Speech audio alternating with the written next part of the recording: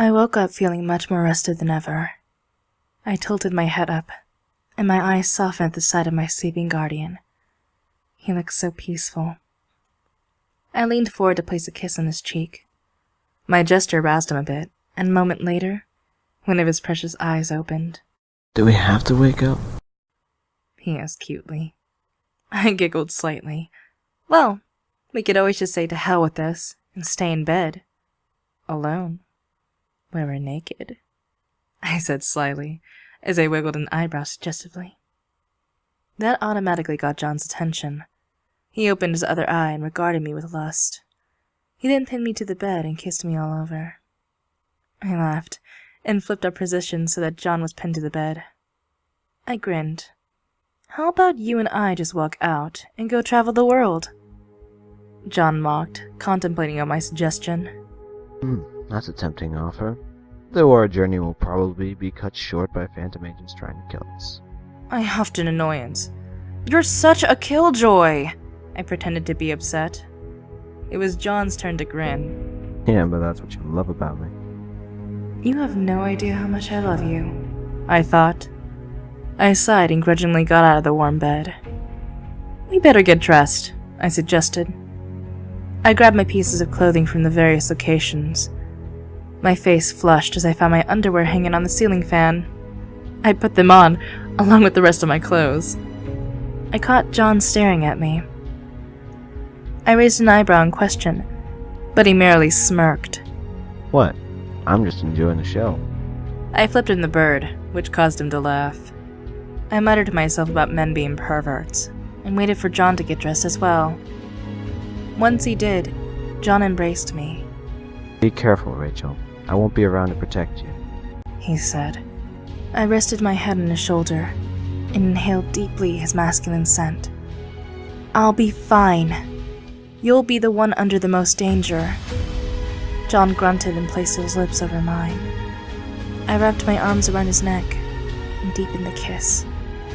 John ran his hands all over my back and eventually pulled back. He let out a breath. I guess this is it. I nodded, though I had to struggle not to get too emotional. You knew this was coming, Rachel. Be happy that you had at least one night with him. I hid my face under John's chin, while his hold on me tightened. We stayed in that position for as long as we could, granting our bodies the memories of us joining.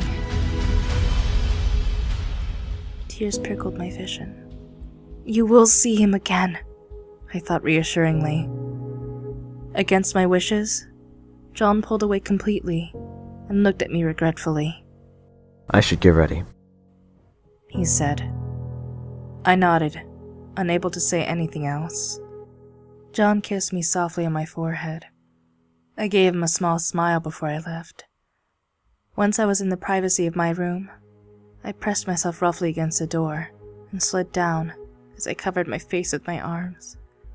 For the first time in 7 years, I cried. After my brief crying session, I took my time to compose myself. I decided to put on some light pink lipstick to add more color to my unusually pale skin. When I deemed myself presentable, I took a deep breath and walked out of my room. I made my way to the garage where Elvira and Olsen were placing various boxes in the van. They turned towards me. I nodded at them in greeting. Morning, I said. Good morning, they replied simultaneously. I walked over to the steadily lessening pile of boxes and proceeded to help them finish packing. Not long afterwards, Predator and Gizmo came in with their personal belongings. They added their belongings to the van. A sleek black car pulled up, and a man with shades got out. He took out a phone before eventually putting it back into his pocket. He caught me staring at him and nodded in acknowledgement. I realized that he was there for Fear and John. I was pulled from my thoughts by the sound of the truck closing. We all got in and made our way to the airport. Our flight was at 8 a.m. I absent-mindedly looked at my watch and saw that it was 7:05 a.m. I coughed. So, you guys ready to kick some phantom ass? Predator replied for the whole group.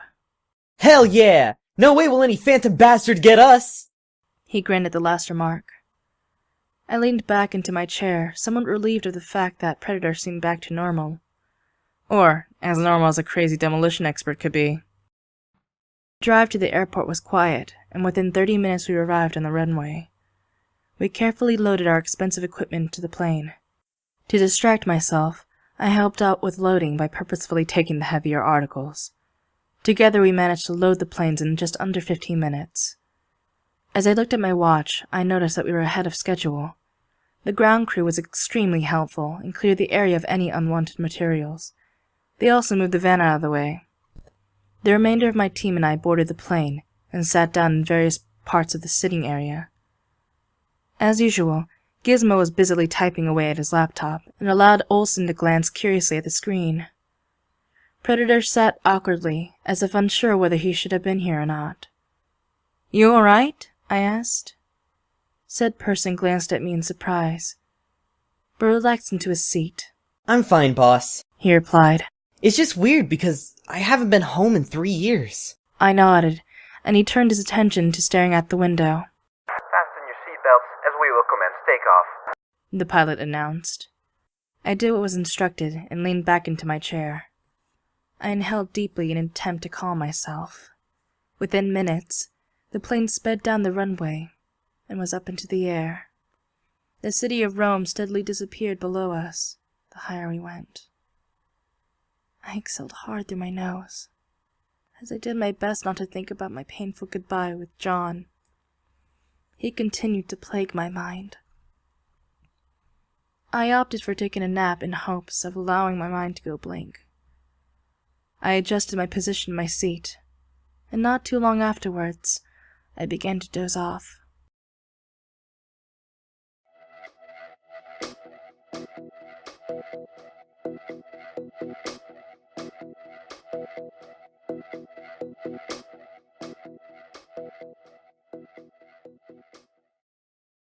The sound of low murmur woke me from my nap.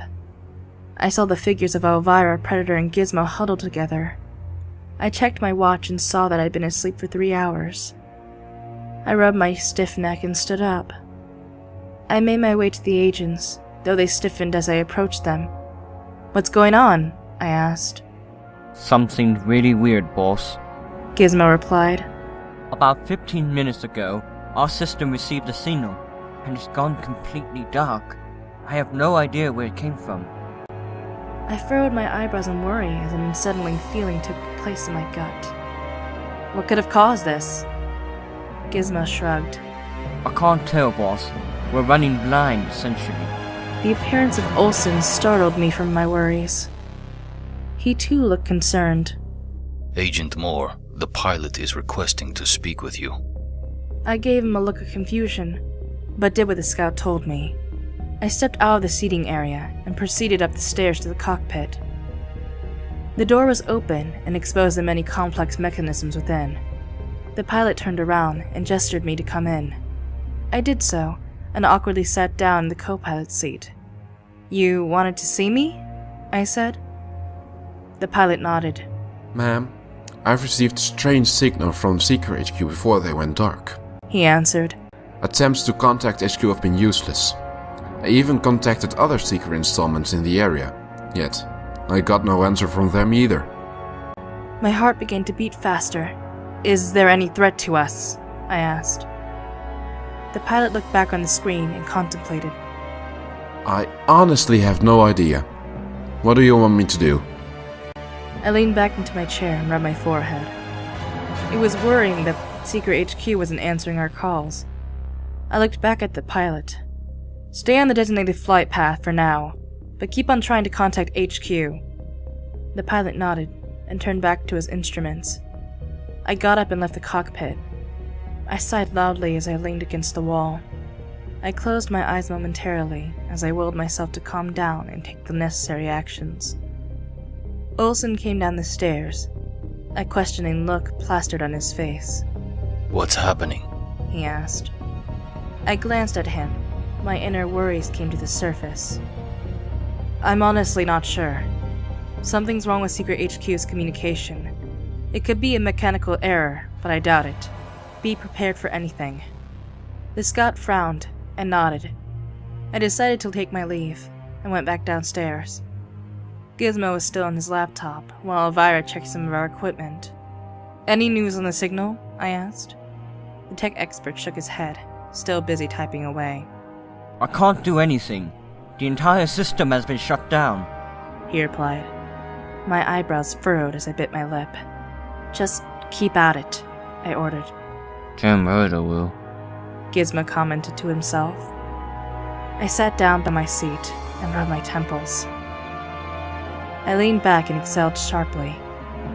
I didn't consider myself as a religious person since my family died. But at that moment, I silently sent a prayer to keep my team safe.